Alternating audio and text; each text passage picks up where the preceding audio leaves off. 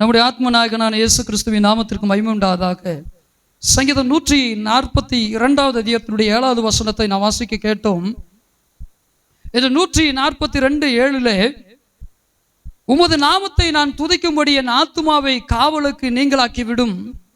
எனக்கு நீர் தயவு செய்யும் போது நீதிமான்கள் என்னை சூழ்ந்து கொள்வார்கள் என்று சங்கீதக்காரன் சொன்ன இந்த வார்த்தையை நாம் ஏற்கனவே தியானித்திருக்கிறோம். இன்றைக்கு இந்த வார்த்தையில் இருக்கிறதானால, இந்த வசனத்தில் இருக்கிறதான எனக்கு நீர் தயவு செய்யும் போது நீதிமான்கள் என்னை சூழ்ந்து கொள்வார்கள் என்கிறதின் பேரில் நாம் தியானிக்க போகிறோம். இன்றைக்கு நான் பேசுகிற இன்றைக்கு நான் பிரசங்கிக்கிற அந்த வார்த்தைகள் ஒரு ஆர்டராக அல்லது ஒரு கோகரன்டிவ் ப்ரீச்சிங், ஒரு நேர்த்தி இசைவான ஒரு பிரசங்கமாக இருக்காது. ஒருவேளை கர்த்தருடைய ஆவியானவர் இன்றைக்கு எப்படி என்னை நடத்துகிறார் என்பது எனக்கு தெரியாது. ஆனால் கொடுத்திருக்கிற அந்த வார்த்தைகளின் பேரில் நான் தியானிக்க உங்களோடு பகிர்ந்து கொள்ள ஆசைப்படுகிறேன். கர்த்தர் நம்மோடு இடைபடுவாராக. கர்த்தருடைய வார்த்தை சொல்லுகிறதை கொஞ்சம் கவனித்து பாருங்கள் பிரியமானவர்களே. எனக்கு நீர் தயவு செய்யும் போது நீதிமான்கள் என்னை சூழ்ந்து கொள்வார்கள். கர்த்தரை நாம் துதிக்கும்படி கர்த்தர் நம்முடைய ஆத்துமாவை காவலுக்கு நீங்களாக்கி விட வேண்டும். இன்றைக்கு அநேகர் நான் கர்த்தரை துதிக்க முடியவில்லை, கர்த்தரை நான் முதமாறி பாட முடியல, துதிக்க முடியல அப்படின்னு சொல்றாங்க இல்லையா? அது காரணம் வேற ஒன்றும் இல்லை. அவருடைய ஆத்மா entangled some devices of the devil, பிசாசினுடைய சில தந்திரங்களினாலே சிக்கிக்கொள்ளப்பட்டிருக்கிறது அல்லது சிக்குண்டு போய் இருக்கிறது. வேத வசனத்தின்படி நாம் சொல்ல வேண்டும் என்றால் captured by the devil or pleasure of the world. இந்த உலகத்தின் சிற்றின்பங்களினால் அவருடைய இருதயங்கள் சிறைபிடிக்கப்பட்டபடினாலே, காவலுக்கு உட்படுத்தப்பட்டபடினாலே, so many decide to praise God but they could not praise him and extol his name. அவரை அநேகர் துதிக்க விரும்பியும் துதியாமல் போகிறது, அவருடைய நாமத்தை உயர்த்த முடியாமல் போகிறது. சிலர் வந்து கேள்வியில் கேட்கிறார்ல, மாதிரி பாட முடியலங்க, மாதிரி நான் ஜெபிக்க முடியலங்க, மாதிரி ஆண்டவரை எல்லாம் உற்சாகமா துதிச்சு பாடவே முடியலங்க. காரணம் ஒண்ணு இல்லைங்க, உங்களுடைய ஆத்துமா ஒரு காவலுக்கு உட்படுத்தப்பட்டிருக்கிறது, வேறொரு காவலுக்குள்ளாக உட்படுத்தப்பட்டிருக்கிறது. யோசுவா காலேப் சொல்லுகிறார்களே, அவர்களை காத்த நிழல் அவர்களை விட்டு விலகி போயிற்று. இந்த உலகத்தை கேடான காரியங்களுக்குள்ளாக காவல் பார்த்து கொண்டிருக்கிறான். அந்த ஆவிகளின் பிடியிலே சிக்கிவிட்டபடியினால் கர்த்தரை துதிக்க முடியவில்லை, கர்த்தரை பாட முடியவில்லை, கர்த்தரை இருதயத்தின் ஆழத்திலிருந்து போற்றி புகழ முடியவில்லை. சிலரெல்லாம் பார்த்தீங்கன்னா கர்த்தரை போற்றி துதிக்கும் போது வேண்டாம் இருப்பா அப்படி போற்றி துதிச்சுட்டு இருப்பாங்க. உள்ளத்தின் ஆழத்திலிருந்து நாம் படிக்கிற சில பாடல்லாம் பார்த்தீங்கன்னா நம்மளை பயங்கரமா ஸ்டிரப் பண்ணும் பாருங்க, பயங்கரமா ஏவி விடும் பாருங்க. ஆனா சிலர் பார்த்தீங்கன்னா அப்படியே கையை தட்ட முடியாம, நம்முடைய பேச்சு வழக்கில் சொல்லணும்னா குத்துக்கள் மாதிரி உட்காந்துருப்பாங்க. வேற ஒன்றும் இல்லைங்க, அவருடைய ஆத்துமா காவலுக்குள்ளாக கிடக்கிறது, அந்நிய காவலுக்குள்ளாக கிடக்கிறது, அந்நிய சிறைக்குள்ளாக இருக்கிறது. பக்தன் அதைத்தான் இங்கே சொல்லுகிறான். பரிசுத்தாவினால் நிரம்பி எழுதின, பரிசுத்தாவினால் நிரப்பப்பட்ட இந்த பக்தன் சொல்லுகிறான், என்னை என் ஆத்துமாவை நீர் காவலுக்கு நீங்களாக்கி விடும். நான் என்ன செய்ய வேண்டும்? உடைய நாமத்தை நான் துதிக்க வேண்டும், உடைய நாமத்தை நான் பாட வேண்டும். கர்த்தருடைய நாமத்தை துதிக்காதது, கர்த்தருடைய நாமத்தை பாடாதது எவ்வளவு நிர்பாகியம். கர்த்தரை துதிக்காத வாழ்க்கை, கர்த்தரை உயர்த்தாத வாழ்க்கை எவ்வளவு துர்பாக்கியமான நிர்பாக்கியமான வாழ்க்கை. இன்னைக்கு நிறைய பேருடைய ஜீவியத்தில் இந்த நிர்பாக்கியமான சூழ்நிலை தான் உண்டு. ஆனால் அநேகருடைய வாழ்க்கை இந்த நிர்பாக்கியத்தில் தான் உண்டு. கர்த்தரோ அவருடைய வார்த்தையின்படி இங்கே மாத்திரமல்ல, அந்த வார்த்தைகளை நீயும் கேட்க போகிற ஒவ்வொருடைய ஆத்துமாக்களையும் காவலில் இருந்து ரட்சித்து அவரை துதிக்கும்படி செய்வாராக. நாம் இன்றைக்கு தியானிக்க போகிற வார்த்தையை மீண்டுமாய் கூட நாம் வாசிக்கலாம். எனக்கு நீர் தயவு செய்யும் போது நீதிமான்கள் என்னை சூழ்ந்து கொள்வார்கள். ஒரு மனிதனுடைய வாழ்க்கையில கர்த்தர் தயவு செய்கிறார் என்றால் நாம் புரிந்து கொள்கிறோம் பாருங்க. அவங்களுக்கு வீடு கிடைக்குது, வேலை கிடைக்குது, சொத்து சுகமெல்லாம் கிடைக்குது, ரொம்ப பிளசண்டான ஒரு லைஃபா இருக்கு, அவங்களுடைய சூழ்நிலைகள்லாம் ரொம்ப சந்தோஷமா இருக்கு அப்படின்னுலாம் நம்ம நினைக்கிறோம் இல்லையா? ஆனா உண்மையாவே தேவன் ஒரு மனிதனுக்கு தயவு செய்கிறார் என்றால் அந்த மனிதனை நீதிமான்கள் சூழ்ந்து கொள்ள வேண்டும். இதைத்தான் இங்கே வாசிக்கிறோம். நீர் எனக்கு தயவு செய்யும் போது நீதிமான்கள் என்னை என்ன செய்கிறார்கள்? என்ன செய்கிறார்களாங்க? எத்தனை பேருடைய வாழ்க்கையில நீதிமான்கள் இல்லை? யாரையோ கூட இந்த வாரம் கேட்டுக்கிட்டு இருந்தேன், உங்க ஃப்ரெண்ட்ஷிப் உள்ள எங்க இருக்கு? உலகத்தாரோடு, தேவனை ஆராதிக்காதவர்களோடு, தேவனை கர்த்தரை மகிமைப்படுத்தாதவர்களோடு எனக்கு நீர் தயவு செய்யும் போது நீதிமான்கள் என்னை சூழ்ந்து கொள்வார்கள். ஒரு மனிதனுடைய வாழ்க்கையில நீதிமான்கள் சூழ்ந்து கொள்கிறார்கள் என்றால் நாம் எக்ஸாக்டாக சரியாக விளங்கிக் கொள்ளலாம். கர்த்தர் அவர்களுக்கு தயவு செய்கிறார். ஒரு மனிதனுடைய வாழ்க்கையில நீதிமான்கள், ரட்சிக்கப்பட்ட ஐக்கியம், ரட்சிக்கப்பட்ட தோழமை இல்லை என்றால் நாம் அதையும் விளங்கிக் கொள்ளலாம். இவர்கள் கர்த்தரிடத்திலிருந்து தயவு பெறாதவர்கள். சிலரை நாம் சில நேரங்களை படித்து பேசிவிடுகிறோம். அவர்கள் எப்பொழுது பார்த்தாலும் உலகத்தாரோடு பேசிக் கொண்டிருக்கிறார்கள், உலக நண்பர்களோடு தான் இருக்கிறார்கள், உலகத்தாரோடு தான் பழக்கம் வழக்கம் வைத்திருக்கிறார்கள் என்றெல்லாம் நாம் சில நேரங்களில் குற்றம் சாட்டி விடுவோம், குறை சொல்லி விடுவோம். இந்த குறை சொல்லுகிற நம்மில் அநேகர் ஒன்றை கவனித்துக் கொள்ள வேண்டும். அவர்கள் ஏன் இப்படி இருக்கிறார்கள் என்றால் கர்த்தருடைய பார்வையில் அவர்களுக்கு தயவு கிடைக்கவில்லை. அல்லேலூயா, அல்லேலூயா. We got loving kindness from our living God. நம்முடைய ஜீவனுள்ள தேவனிடத்திலிருந்து நாம் என்ன செய்திருக்கிறோம்? தயவை நாம் பெற்றிருக்கிறோம். அதனால தான் நமக்கு ஆவிக்குரிய தோழமை, ஆவிக்குரிய நண்பர்கள், ஆவிக்குரிய சகோதரர்கள், ஆவிக்குரிய சகோதரிகள். வேத வசனத்தின்படி சொல்ல வேண்டும் என்றால் நீதி மார்க்கத்தில் உள்ளவர்கள், நீதிமான்கள். அப்ப சர்ச்சுக்கு வந்தோம், ஊழியத்தை செய்தோம், நீதிமான்கள் இல்லை, ஆவிக்குரியவங்க இல்லைன்னா very simple, very simple. They have no mercy or loving kindness. அவருடைய ஊழியத்திலே, அவருடைய வாழ்க்கையில, குடும்பத்திலே தேவனுடைய இரக்கத்தை, தேவனுடைய தயவை பெறவில்லை, பெற்றுக்கொள்ளவில்லை என்பதுதான் அதன் பொருள். எத்தனை பேர் இப்படிப்பட்ட நிர்பாக்கியத்தில் இருக்கிறீங்கன்னு எனக்கு தெரியாது. இதை கேட்க போற எத்தனை பேர்லாம் இப்படிப்பட்ட நிர்பாக்கியத்தில் இருக்கிறாங்கன்னு எனக்கு தெரியாது. ஆனால் இப்படிப்பட்டதான துர்பாக்கியத்திலிருந்து, நிர்பாக்கியத்திலிருந்து கர்த்தர் நம்மை காப்பாற்றி வருகிறார், ரட்சித்து வருகிறார். இனியும் நமக்கு நீதிமான்களை நம்மை சூழ்ந்து கொள்ளும்படி செய்ய கர்த்தர் போதுமானவராக இருக்கிறார். அல்லேலூயா, அல்லேலூயா. என்ன ஒரு பாக்கியசாலிகளாக இருக்கிறோம். இன்னைக்கு நிறைய இடங்களை பார்த்தீங்கன்னா, திருமண காரியங்களாக இருக்கட்டும், மரண காரியங்களாக இருக்கட்டும், ஆவிக்குரிய வீடுகளை நான் ரொம்ப கவனிப்பேன் பாருங்க. எவ்வளவு உலகத்தார் வர்றாங்க, எவ்வளவு ஆவிக்குரிய வர்றவங்க. உதாரணத்துக்கு நான் சொல்றேன், ஒரு 100 பேர் அங்கே வர்றாங்கன்னா ஒரு கிறிஸ்தவ குடும்பத்தினுடைய ஃபங்க்ஷனில் அல்லது ஒரு கிறிஸ்தவ குடும்பத்தில் இருக்கிறான ஒரு மரண காரியங்களில் நான் ரொம்ப கவனிப்பேன் பாருங்க. எத்தனை உலகத்தார் அங்கே வர்றாங்க, எத்தனை நீதிமான்கள் அங்கே வர்றாங்க. பொதுவாக இன்னைக்கு எல்லாருக்குள்ளே இருக்கிற ஒரு ஆசை என்னன்னா, என்னுடைய திருமணமா அல்லது என் வீட்டில் ஒரு மரண காரியமா நிறைய மக்கள் வரணும், நிறைய ஜனங்கள் வேணும். என் ஃபங்க்ஷனவோ அல்லது இப்படிப்பட்ட காரியங்களையும் நிறைய ஜனங்கள் வந்தா அது ஒரு பெருமைக்குரிய காரியமா இருக்கும். கல்யாணத்திலையும் பெருமை, கருமாரியிலையும் பெருமை. இதுல கல்யாணத்திலையும் பெருமை, காதுகுத்திலையும் பெருமை, கருமாரியும் பாருங்க, சாவு வீடு, அதுலயும் பெருமை. உண்மை நம்புறீங்களா? நற்காரியமோ துர்காரியமோ நம்மை யார் சூழ்ந்திருக்க வேண்டும் என்றால் நீதிமான்கள் சூழ்ந்திருக்க வேண்டும். அல்லேலூயா. இயேசு என்கிற ஒரு நீதிமான் இந்த பூமியிலே வந்தார், நீதி மார்க்கத்தை குறித்து பிரசங்கித்தார். அவர் பாருங்கள், 12 சீசர்களை அவர் தெரிந்தெடுக்கும் போது கிரேக்கனை தேர்ந்தெடுக்கவில்லை, ஒரு ரோமனை தேர்ந்தெடுக்கவில்லை.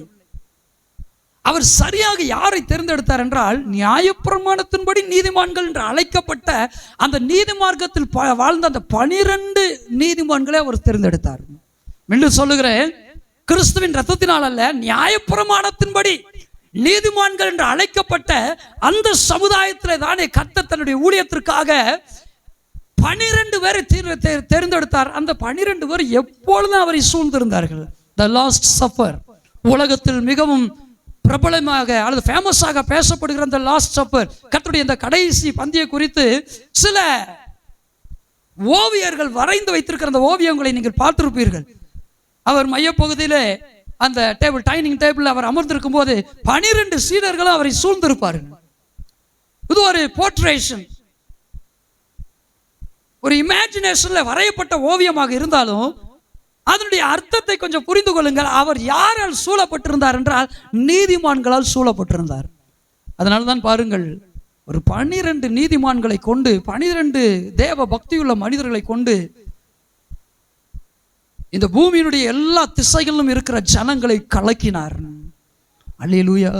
பிரியமான தேவ ஜனமே, உங்களுடைய வீட்டிலே விவாக காரியமோ அல்லது மரண காரியங்களோ எது நடந்தாலும் நீங்கள் ஒன்றை புரிந்து கொள்ளுங்கள், கூட்டம் வர வேண்டும் என்று நினைக்காதீர்கள், கூட்டம் சேர வேண்டும் நினைக்காதீர்கள். நீதிமான் என்னை சூழ்ந்து கொள்ள வேண்டும், நீதிமான்கள் என்னை சூழ்ந்து நிற்க வேண்டும்.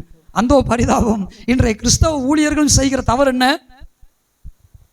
அவர்களும் ரட்சிப்பை அறிந்து கொள்ள வேண்டுமே என்று சொல்லி ரட்சிப்பை அல்லத்தட்டுகிற, ரட்சிப்பை வேண்டாம் என்று சொல்லுகிற, கிறிஸ்துவை உதாசீனப்படுத்துகிறவர்களும் தங்களை சூழ்ந்து கொள்ளும்படி செய்கிறார்கள். தங்களுடைய பொருளால், பணத்தால், கனத்தால், பதவிகளால். நாம் ரட்சிக்கப்பட்டவர்கள் என்றால், நாம் கர்த்தருடைய பிள்ளைகள் என்றால் நாம் எப்படிப்பட்டவர்களாக வாழ வேண்டும்? நீதிமான்கள் நம்மை சூழ்ந்து கொண்டிருக்க வேண்டும். நீதிமான்கள் நம்மை சூழ நாம் வாழ வேண்டும். அல்லேலூயா. எத்தனை பேர் ஆமான்றீங்க? எத்தனை பேருக்கு புரியுதுங்க?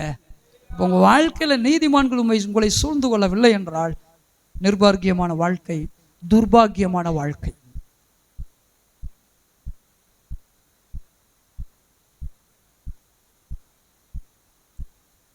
வெளிப்படையா பேசும்போது எத்தனை பேரை காயப்படுத்த போகுதுன்னு எனக்கு தெரியல.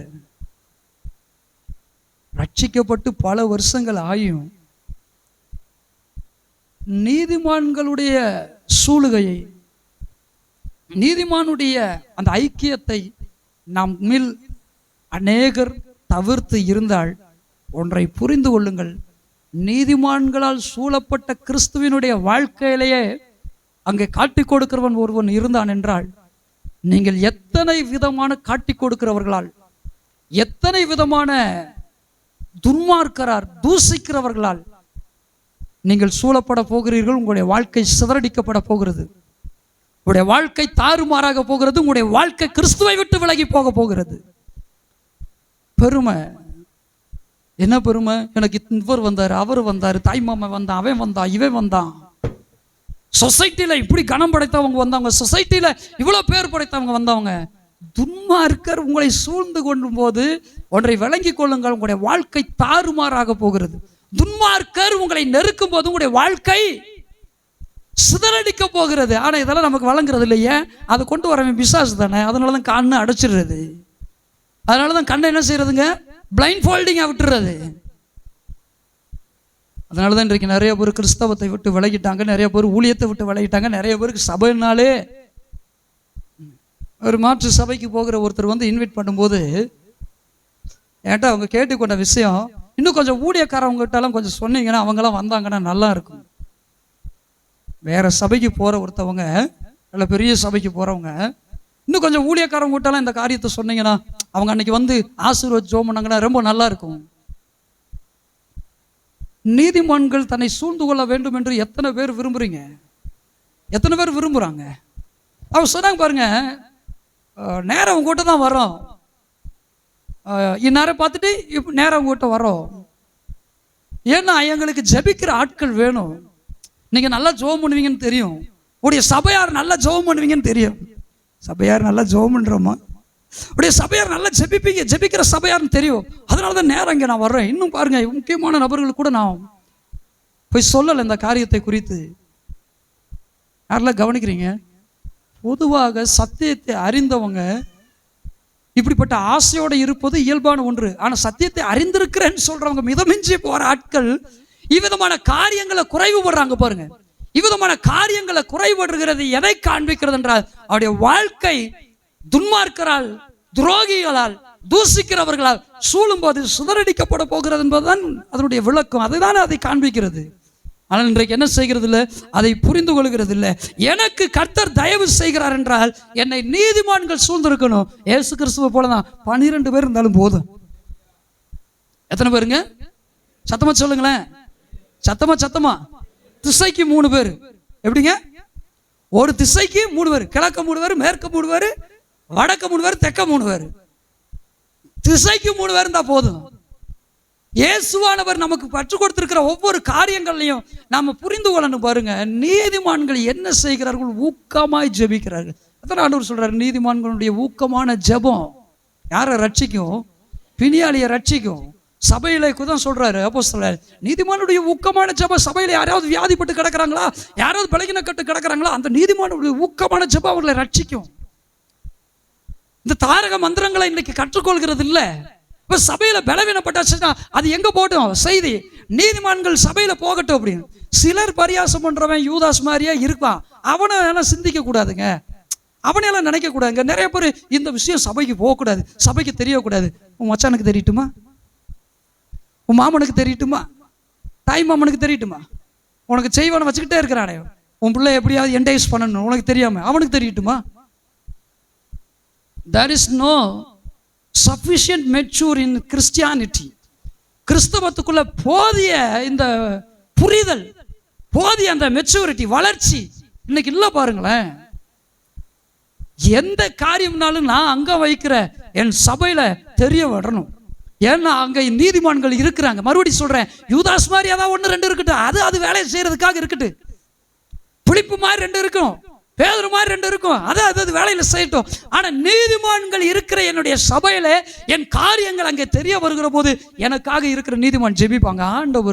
ஆண்டவராய் கர்த்தர் சோதோமையும் கொமோரையும் அழிப்பதற்கு சித்தம் கொண்டார். அவருடைய பாவங்கள், அவருடைய மிளைச்சத்தனங்கள் வானபரியந்தம் எட்டி கொண்டு இருந்தது. இப்பொழுது அதை அழித்து போடும்படி கர்த்தர் இறங்கி வந்தார். இறங்கி வரும்போது பாருங்க, அவர் யாரை போய் சந்திக்கிறார் என்றால் அவருடைய பார்வையில நீதிமானாய் இருந்த ஆபிரகாமை போய் சந்தித்து அங்கே போகிறார். தேவன் தன்னுடைய 2 தூதர்களோடு வருகிற போது அவர் யாரிடத்தில் வருகிறார் என்றால் ஆபிரகாம் என்கிற நீதிமான் இடத்தில் வருகிறார். ஆபிரகாமை குறித்து நாம் அறிந்திருக்கிறோமே, அவன் நீதிமான்களின் தகப்பன், விசுவாசிகளின் தகப்பன். அவன் கர்த்தரை விசுவாசித்தான், அதை அவருக்கு அவர் நீதி என்று எண்ணினாராம். அவன் தேவனை விசுவாசித்தான், இந்த விசுவாசத்தை நீதியாக எண்ணினாராம். அப்படி எண்ணினதுனாலதான் அவனை தேடி வர்றாரு. ஒரு அழிவுக்கு முன்னாக கர்த்தர் யாரை மீட் பண்றாருங்க? யாரை மீட் பண்ணுங்க?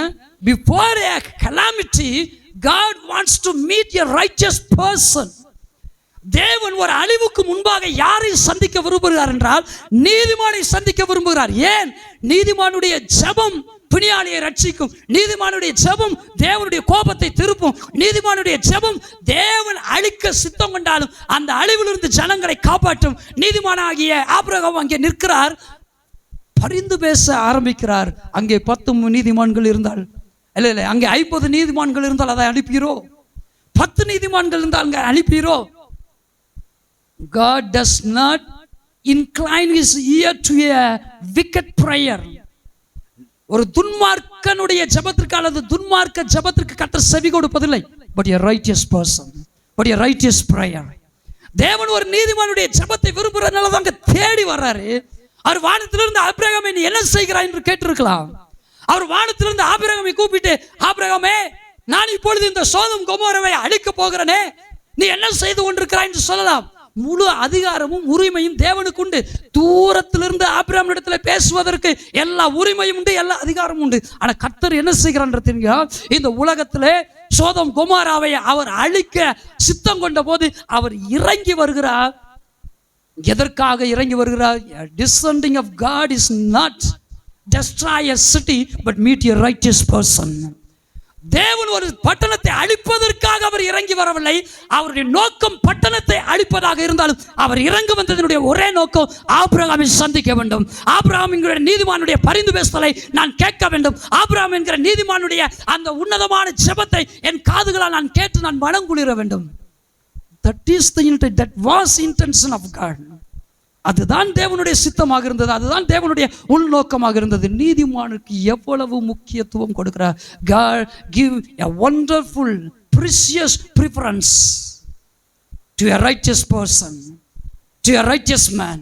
ஒரு நீதிமானுக்கு கர்த்தர் எவ்வளவு முக்கியத்துவத்தை கொடுக்கிறார் என்பதை யோசித்து பாருங்கள். நம்மில் எத்தனை பேர் இன்றைக்கு நீதிமான்கள் என்று சொல்கிறோம்? கிறிஸ்துவின் இரத்தத்தினால் கழுவப்பட்டு நாம் நீதிமான்களாக இருக்கிறோம். அல்லேலூயா.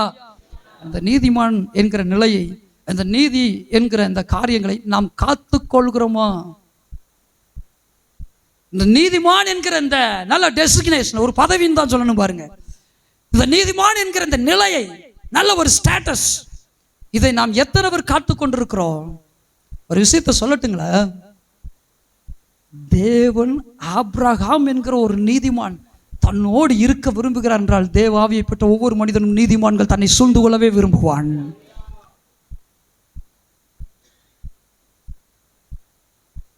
பிரியமானவர்களே, இந்த உலகத்தை பார்க்க வேண்டாம், இந்த உலகத்தின் சபைகளை பார்க்க வேண்டாம், உலகத்தின் பிரசங்கங்களை பார்க்க வேண்டாம். உன்னதமான தேவன் கொடுத்திருக்கிற இந்த பிரசங்கத்தை கொஞ்சம் கவனியுங்கள். உன்னதமான தேவன் எந்த மனிதனாலும் பிரசங்கிக்க முடியாத ஒரு மகத்தான பிரசங்கத்தை செய்திருக்கிறாரே. இந்த பிரசங்கங்களை அனுதினமும் கவனியுங்கள். இது உங்களை நீதிமான்களுடைய சபையில கொண்டு போய் சேர்க்கும். அல்லேலூயா. நீதிமான்களின் சபையில கம்பீர சத்தம் உண்டாகுமாங்க. சில நேரங்களை பார்த்தீங்கன்னா அப்படியே சோகத்தோட ஒரு சிலர் வருவாங்க. சிலருடைய உள்ள நுழையும் போது சிலருடைய அந்த என்ட்ரன்ஸில் உள்ளே வரும்போதே நம்ம பார்த்தாலே தெரியும். அவன் வர ஸ்பீட்லேயே கவனிச்சிடலாம். ரொம்ப வேதனையோடு வருவாங்க. சபைக்குள்ளே வரும்போது கவனிச்சிங்கன்னா, ரெண்டாவது சபை மேய்ப்பனுக்கு நல்லாவே தெரியும். ஃபர்ஸ்ட் டே அல்லது முதல் நாள் அல்லது அதுக்கு முன்னாடி வாரத்தில் சொல்லியிருப்பாங்க, பாஸ்டர் இவ்வளோ பெரிய பிரச்சனை என்ன செய்யணும் ஒவ்வொன்று அழுதுருப்பாங்க. கண்ணீர் பாருங்க அவங்களால அடக்க முடியாது, தேம்பி தேம்பி அழுவாங்க, மனங்கசந்து அழுவாங்க. ஆனால் பாருங்க சபைக்குள்ளே வரும்போது அதே துக்க முகத்தோடு வருவாங்க. எத்தனையோ பேர் நான் பார்த்துருக்கோம் இல்லைங்களா? நீங்கள் பார்த்துருக்கீங்களா இல்லையா? சபையின் மேய்ப்பன் நான் கவனித்தது உண்டு. உள்ள வந்து பாருங்க கர்த்தரை ஆராதிக்க போது, கர்த்தரை பாடும்போது இந்த நீதிமான்களுடைய இந்த கம்பீர சத்தம், அவர்களுக்குள்ளாக சாத்தான் கொடுத்திருந்த அந்த அலறுதலின் சத்தத்தை, துர்ச்சையின் சத்தத்தை அகற்றி நீதிமான்களுடைய சத்தம் என்ன செய்வென்றால் அவர்களை உற்சாகப்படுத்தி அவருடைய உள்ளத்தை ஏவி அவர்களை கிறிஸ்துவுக்குள்ளாக பிரயாசப்படவும் கிறிஸ்துவுக்குள்ளாக உற்சாகம் கொள்ளவும் வைக்கும். பாருங்க 1000 பேர் உள்ள சபையில் நான் அங்கம் வைக்கிறேன்னா, அல்லது நான் போகிற சபையில் 10 பேர் தான் இருக்கிறாங்க, ஒரு 100 பேர் உள்ள சபையில் அங்கம் வைக்கிறேன். நான் போகிற சபையில் ஒரு 100 பேர் இருந்தால் நல்லா இருக்கும், ஒரு 1000 பேர் இருந்தால் ஒரு கூட்டத்தில் ஆராதிக்கும் போது நல்லா இருக்கும். அப்படி இல்லைங்க. கூட்டத்துக்குன்னு கர்த்தர் ஒரு ஆசீர்வாதத்தை கொடுத்துருக்கிறாரு. எதுக்குன்னு? கூட்டத்துக்குன்னு ஒரு ஆசீர்வாதம் இருக்கு, அது இல்லைன்னு இல்லை. ஆனால் நம்ம ஒன்றை புரிந்து கொள்ள வேண்டும். ஒரு 100 பேர் உள்ள சபையில் அல்லது 1000 பேர் உள்ள சபையில் நான் அங்கம் வைக்கிறேன்னா என்பதை விட்டு இயேசுவை போல 12 பேர் இருந்தாலும் அதில் ஒருத்தர் யூதாசா கூட இருந்துட்டு போறான். நீதிமான்கள் என்னை சூழ்ந்து கொள்ளும்படி நான் ஆசைப்பட வேண்டும். நீதிமான்கள் வாழ்கிற, நீதிமான்கள் இருக்கிற சபையில நான் ஐக்கியம் கொள்கிறவனாக இருக்க வேண்டும். பிரியமானவர்களே, இது கடைசி காலமாக இருக்கிறபடினால் நம்முடைய சிந்தைகள் எப்படி இருக்க வேண்டும் என்றால், நீதிமான்கள் வாழ்கிற சபையில, நீதிமான்கள் அங்கம் வைத்திருக்கிறதான அந்த காங்கிரிகேஷன் சபையில, சங்கத்துல நாம் ஐக்கியமுடையவர்களாக இருக்க வேண்டும். நம்மை நீதிமான்கள் சூழ்ந்து கொள்ளும் போது நமக்கு எவ்வளவு சந்தோஷம், எவ்வளவு சமாதானம், எவ்வளவு ஆசீர்வாதம். நான் மீண்டும் உங்களிடத்தில் கேள்வியை எழுப்புகிறேன். நம்மில் எத்தனை பேர் நீதிமான்கள்ங்கிற இந்த ஸ்டேட்டஸ், இந்த தன்மையை, இந்த தகுதியை நம் தக்க வைத்துக் கொண்டிருக்கிறோம்? நம்மில் எத்தனை பேர் இதை தக்க வைத்துக், யாருக்கெல்லாம் இதை தக்க வைத்துக் கொள்ள முடியல? If you cannot retain this status, please commit your spirit. Please take up the word of God and read it daily in your life. It will enhance your desire. இது உங்களுடைய சித்தத்தை அல்லது உங்களுடைய ஆசை இது வளமாக்கும். பாருங்க இன்னைக்கு நிறைய பேருக்கு அது கிடையாது. பாருங்க, தயவு செய்து இதை கையில் எடுத்து பழகுங்க. எத்தனை பேருடைய வாழ்க்கையில டெய்லி இதை தொடுறது இல்லை? வீக்லி ட்வைஸ், வாரத்தில் 2 தடவை கூட இதை தொடுறது கிடையாது இல்லைங்க. நான் வாரத்தில் 2 தடவை தொடுங்கன்னு சொல்ல, daily everyday. Hallelujah. The word of God is daily bread for our soul. நம்முடைய மாம்ச சிந்தைக்கோ அல்லது நம்முடைய சரீரத்துக்கோ தேவையானது அல்ல, இது நம்முடைய ஆத்மாவுக்கு தேவையான உணவு. எத்தனை பேர் ஆமன்றீங்க? எத்தனை பேர் அல்லேலூயா சொல்றீங்க? கர்த்தர் நம்மை ஆசீர்வதிப்பாராக. நம்ம எப்பொழுதும் நீதிமான்கள் சூழ்ந்து கொள்ள வேண்டும். நாம் நீதிமானாக இருக்கும்போது நம்மை சூழ்ந்து கொள்ள ஆசைப்படுவார்கள்.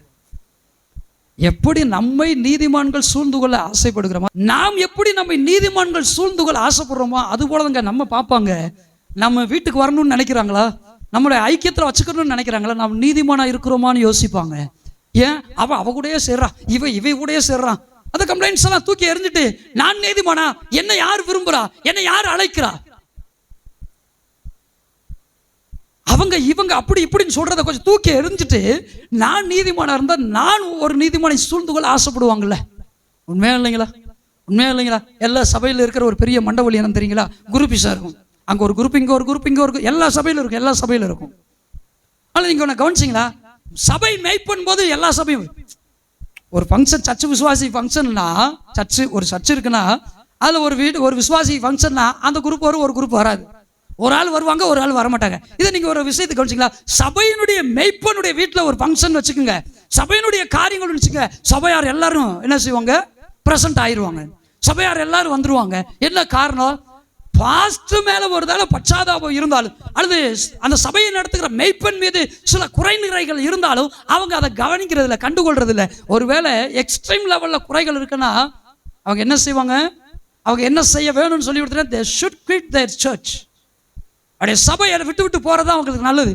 ஆனா அவங்க பாஸ்டர் மேல சில மனத்தாங்கல்கள் இருந்தாலும் ஏன் அந்த ஃபங்க்ஷன்ல ஆஜராயிடுறாங்க, அட்டெண்டன்ஸை போட்டுறாங்க, ஏங்க இந்த ஃபங்க்ஷனுக்கு வர்றாங்க? அவங்களுக்கு நல்லாவே தெரியும் நம்ம இந்த ரட்சிப்புக்குள்ள கொண்டு வந்தது அந்த நீதிமானின் ஆவி நம்முடைய ஊழியக்காரனுக்குள்ள இருக்கிறதுனால தான். சபை மக்களுக்குள்ள மிஸ் அண்டர்ஸ்டாண்டிங் இருக்கலாம், ஆனா ஊழியக்காரன் வரும்போது, மெய்ப்பன் வரும்போது எல்லாருமே ஒரே இந்த மனநிலை தாங்க எல்லாரும் விசுவாசிக்குள்ளே இருக்கணும். எப்படி ஒரு ஊழியக்காரர் அந்த மாதிரி நினைக்கிறாங்களோ அதே போலதான் கர்த்தருடைய ஊழியக்காரர் நினைக்கிறதை போலதான் சபையினுடைய மெய்ப்பனை நினைக்கிற போலதான் சக விசுவாசிகளை நினைக்கணும். இந்த ஊழியக்காரர் ஒரு காலத்தில் எப்படி இருந்திருப்பாரு? அவர் நான் நீதிமானா இருந்திருப்பாரு, கொஞ்சம் குணநலம் பத்தாம இருந்திருக்கும். என்ன பத்தாம இருக்கும்? கொஞ்சம் குணம் பத்தாதவ. இது யாரு பத்தாதவ? இந்த வாரம் கூட அப்படிதான் ஒருத்தர் சொன்னாங்க, கொஞ்சம் அவளுக்கு குணம் பத்தாதவ. குணம் பத்தாதவராக இருந்திருப்பாரு. குணநலங்கள் கொஞ்சம் குணநலங்கள் என்ன செய்யுங்க கொஞ்சம் கம்மியாக இருந்திருக்கும். ஆனால் காலங்கள் ஆக ஆக கர்த்தருடைய வார்த்தை அவரை நிரப்ப அபிஷேகத்தால் நிரப்பப்பட எல்லா குணநலங்களும் நன்மையாக மாறுகிறது. நீதி மார்க்கத்திற்கு எதுவாக மாறுகிறது. நல்ல ஊழியக்காரனாக உருவாகி இருக்கிறார். அதே போலதான் விசுவாசியும், அதே போலதான் கர்த்தருடைய பிள்ளைகள். மேலே நிற்கிறதுனால இவர் பெரிய ஆளு, கீழே உட்காந்து இருக்கிறதுனால, சேர்ஸ்ல உட்காந்து இருக்கிறதுனால இவர் சின்ன. கர்த்தர் எல்லாரும் எப்படி பார்க்கிறார்? தன்னுடைய ஜனமாகவே பார்க்கிறார். ஊழியங்கள்ல வித்தியாசம் உண்டு, அழைப்புல வித்தியாசம் உண்டு. ஆனால் கர்த்தருடைய பார்வையில எந்த ஒரு வித்தியாசமும் இல்லை. நாம் எல்லோரும் தேவனுடைய ஜனங்களாக, கர்த்தருடைய ஊழியர்களாக, ஊழியக்காரிகளாக இருக்கிறோம். அல்லேலூயா. மீண்டும் சொல்லுகிறேன், நம்முடைய ஊழியங்கள்ல, நம்முடைய அழைப்புல வித்தியாசங்கள் உண்டு.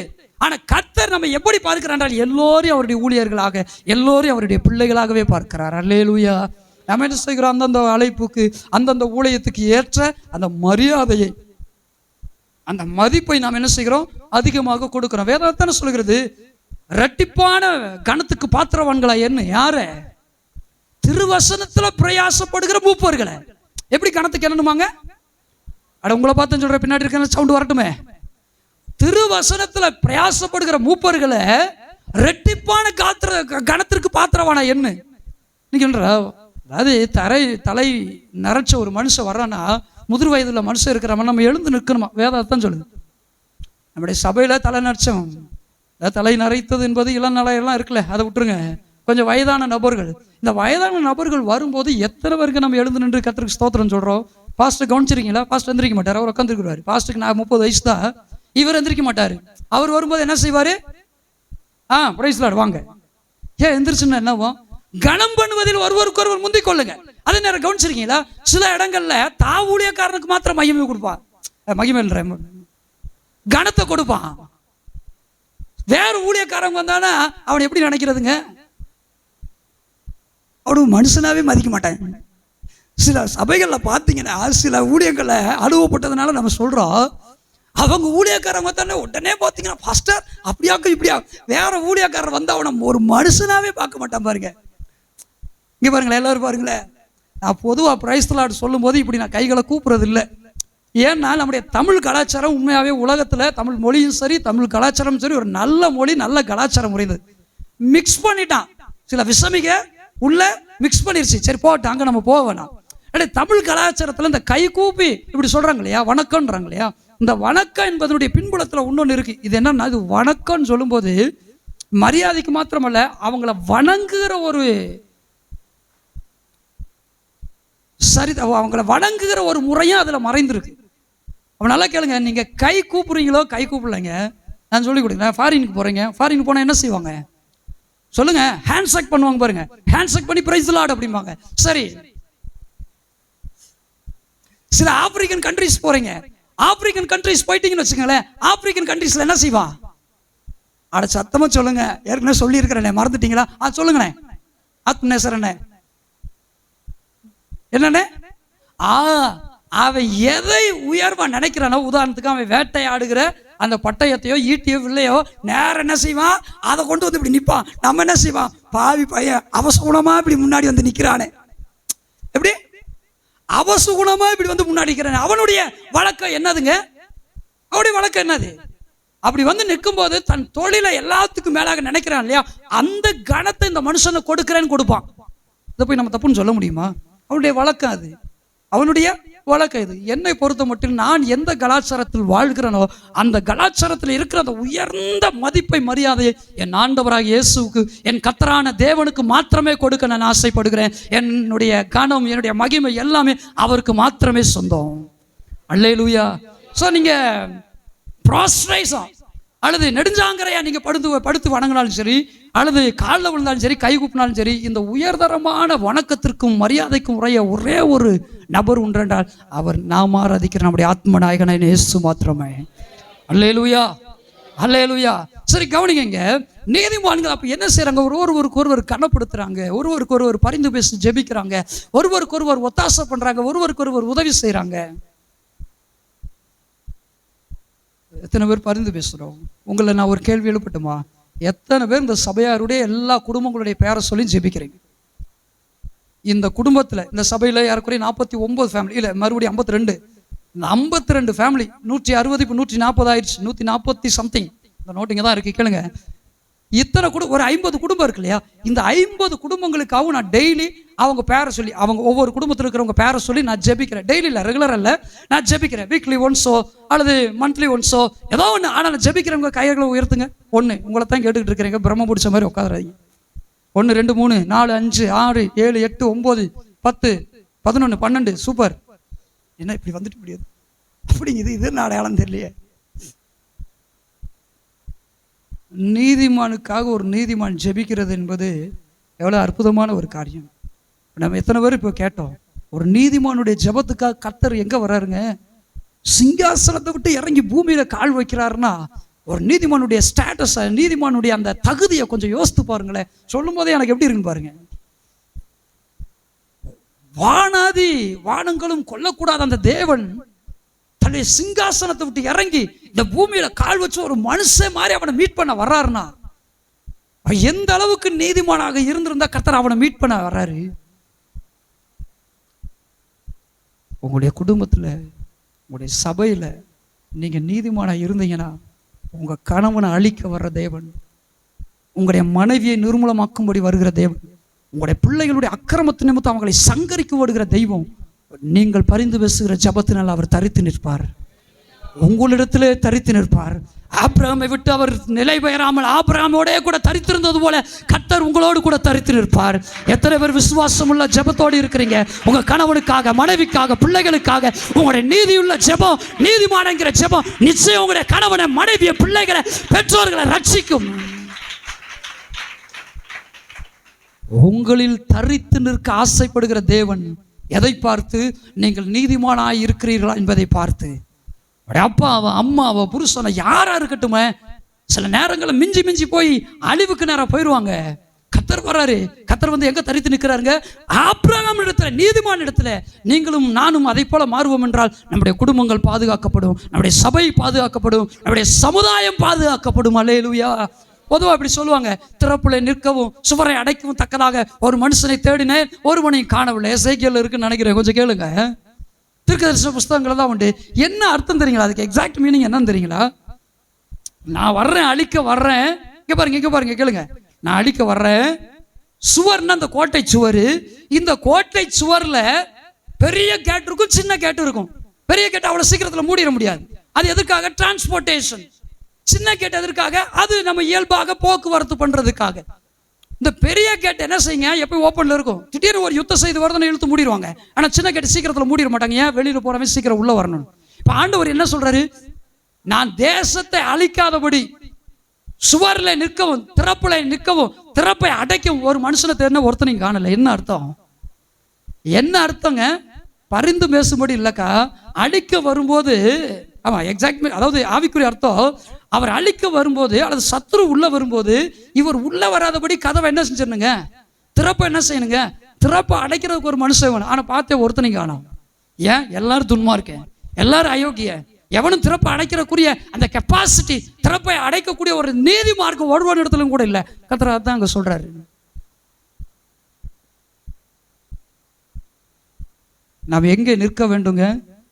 நீதிமானுடைய சபை, நீதிமான்களுடைய சபையில், நீதிமான்களுடைய கால்கள் நீதிமான்களுடைய சபையில் நிற்க வேண்டும். அல்லேலூயா, அல்லேலூயா. நாம நீதிமான்கள் நாம் எப்படிப்பட்டவங்களா இருக்கணுங்க? அன்புள்ளவர்களாக, ஐக்கியமுடையவர்களாக, மற்றவர்களுக்காக பரிந்து பேசுகிறவர்களாக, மற்றவர்களிடத்துல இணக்கம் உள்ளவர்களாக, தாழ்மை உள்ளவர்களாக, தாழ்த்தி நம்மை கிறிஸ்துவை காண்பிக்கிறவர்களாக. நம்ம எத்தனை பேர் இப்படிப்பட்ட நீதி மார்க்கத்தில் இருக்கிறோம்? பாட்டு வரும், நீதிமான் நான், நீதிமான் நான். எப்படி? இரத்தத்தாலே கழுவப்பட்ட நீதிமான். நல்ல பாட்டுதான், நல்ல பாட்டுதான். இன்றைக்கு தான் அந்த பாடல்லாம் குறைஞ்சிருச்சு. பாடல் வந்த புதுசுலாம் ரொம்ப அதிகமாக பாடப்பட்ட ஒரு பாடல். சபை நம்ம அவாய்ட் பண்ணுதுன்னா, ஐக்கியம் நம்ம அவாய்ட் பண்ணுதுன்னா, very simple, very simple. We are not righteous. சபை நம்ம அவாய்ட் பண்ணுதுன்னா, ஐக்கியங்கள் நம்ம அவாய்ட் பண்ணுதுன்னா ஒன்றும் இல்லை. ரொம்ப சிம்பிளாக புரிஞ்சுக்கலாம். நம்ம நீதிமான்கள்ங்கிற ஸ்தானத்தை, அந்த தன்மையை, குவாலிட்டி, இந்த தரத்தை நம்ம இழந்துகிட்டு இருக்கிறோம் தாங்க பொருள். சபைகளில் ஐக்கியங்கள் இல்லாமல் போவதற்கும். நீங்கள் கவனிச்சிருக்கீங்களா? அதாவது மெகா சர்ச்சஸ்ன்னு சொல்லுவாங்க. மெகா சர்ச்சஸ் இன்னைக்கு பார்த்தீங்கன்னா வருவாங்க, அவங்க ஆராதிப்பாங்க, காணிக்கை போடுவாங்க, போயிட்டே இருப்பாங்க பாருங்க. நான் நினைக்கிறேன் அதனால தான் அது வளர்ந்துக்கிட்டே இருக்கு, எந்த ஒரு தொல்லையும் கிடையாது. இந்த மெகா சர்ச்சஸ் 1000 பேர் 2000 பேர் 10,000 பேர் அப்படின்னு வர்றாங்களே, அந்த சபையில் கொஞ்சம் கவனிச்சு பாருங்களேன். வருவாங்க, அவங்க வாட்டுக்கு அவங்க நேரத்துக்கு வருவாங்க. எந்த நேரத்துக்கு வராங்களோ கண்டிக்கிறதுக்கு அங்கே யாரும் இருக்க மாட்டாங்க. வருவாங்க, அமருவாங்க, ஜோம் பண்ணுவாங்க, பாட்டு படிப்பாங்க, பிரசங்கத்தை கேட்பாங்க. கடைசியில் என்ன செய்வாங்க? எந்திரிச்சு போயிட்டே இருப்பாங்க. சிலர் வேலை நிமித்தமாக பிரசங்கம் முடிகிறதுக்கு முன்னாடி கூட எந்திரிச்சு போயிடுவாங்க. ஒரு பிரச்சனை கிடையாது பாருங்க. அது சபை பார்த்தீங்கன்னா அப்படியே வளர்ந்துக்கிட்டே இருக்கும். அதான் 1000 2000 5000 10,000 போயிட்டே இருக்கும் பாருங்க. ஆனால் இந்த கண்டிப்பு இருக்கிற இடத்துல பாருங்கன்னு வச்சுக்கோங்க, கழுத தேஞ்சு கட்டரும்பான மாதிரி தான் ஆகும். கவனிச்சிருக்கீங்களா? ஆனால் ஒரு விஷயத்தை கவனிச்சிங்களா? அப்படிப்பட்ட மெகா சர்ச்சஸ்னால ஆத்துமாதாய பணிக்கு சல்லி பைசா பிரயோஜனம் கிடையாது. பூமிக்கு உப்பாய் இருக்கிறீர்கள் ஆண்டவர் சொன்னாரு. ஆனா உப்புக்களுக்கு கூட பிரயோஜனம் இல்லாம இருப்போம். இந்த மெகா சர்ச்சஸ் இருக்கு இல்லையா, இன்னைக்கு மிஷினரி ஊழியங்களை நீங்க வடக்கவே சிந்திக்காதீங்க. மிஷினரி ஊழியங்கள் எந்த ஊழியங்களா இருந்தாலும் கொஞ்சம் கவனிச்சு பாருங்க. அவங்களுடைய அந்த கான்ட்ரிபியூஷன், அவருடைய பார்ட்டிசிபேஷன் ரொம்ப ரொம்ப லோவா இருக்கும் பாருங்க. ஏன் காரணம்? எதுக்கு? தரமான உபதேசம் கிடையாது, தரமான அந்த நீதி மார்க்கத்தை குறித்து பிரசங்கிக்கிறது கிடையாது. சர்ச் இனாகிரேஷன், சர்ச் ஃபங்க்ஷன் அப்படின்னு போகும்போது பாருங்களேன், ஒவ்வொன்றும் போகிறத பார்த்தீங்கன்னா சினிமா தேட்டருக்கு போகிறவங்க கூட கொஞ்சம் நல்லா போவோம். எங்கே போகிறது? எங்கே போகிறது? கோச்சிருங்களா? சினிமா பார்த்துக்கிட்டே இருப்பா. சினிமாவில் ஒரு உற்சாகமான வந்து இவங்க டான்ஸ் ஆடிட்டு இருப்பான். இதுதான் இன்னைக்கு சபையில் நடக்குது. அவன் பாஸ்ட் அங்கே டான்ஸ் ஆடி காமிக்க, அதை பார்த்து இவர் என்ன செய்யறார்? ஸ்டிரப் ஆகி இவர் இங்கே டான்ஸ் ஆட. சபைகளுக்குள்ள இதுதாங்க நடக்குது. கொஞ்ச நேரம் சினிமாக்காரன் பார்த்தீங்கன்னா, சினிமா பார்த்துட்டு வெளியே வரும்போது ஒரு எக்ஸ்பீரியன்ஸ் எல்லாம் கொஞ்சம் கேட்டு பாருங்களேன். ஒரு போலீஸ் கதாபாத்திரத்தில் நடக்கிறானா, அந்த கேட்டை விட்டு வெளியே வீடு வர்ற வரைக்குமே தன்னை போலீஸாக தான் நடக்குது. கேட்டீங்களா? அப்படி அந்த போலீஸுங்கிற அந்த கம்பீரம். அதே போல சினிமாவில் பெரிய ஒரு பணத்தை சம்பாதிக்கிறவன்னா, ஒரு பணத்தை சம்பாதிக்கிற ஒரு நபரா, முன்னேறின ஒரு நபரா இருந்தாலும் கேட்டை விட்டு வீட்டை வர்ற வரைக்கும் பார்த்தீங்கன்னா, இந்த தொல்லை செய்து நானும் இப்படி ஆயிடுவேன் அப்படி ஆயிடுவேன்னா, வீட்டுக்கு வந்தோடனே விளக்குமாறு அடி விழுகும். ஏன் தெரியுமா? அவங்க அம்மா வச்சிருந்த காசை களவான்ட்டு போயிருப்பான். கேட்குறீங்களா? கவனிச்சிங்களா? இந்த சினிமா விதாங்க அப்படியே இன்னைக்கு கிறிஸ்தவத்துக்குள்ள பேசும்போது அப்படியே அல்லேலூயா ஆமென் அப்படி இப்படிங்கிறது. சர்ச்சை விட்டு வெளியே போன அவனாவது வீட்டுக்கு போய் தான் மாறுவான். நம்மளால சர்ச்சை விட்டு வெளியே போனோன்னே டோட்டலி கம்ப்ளீட்லி சேஞ்ச்.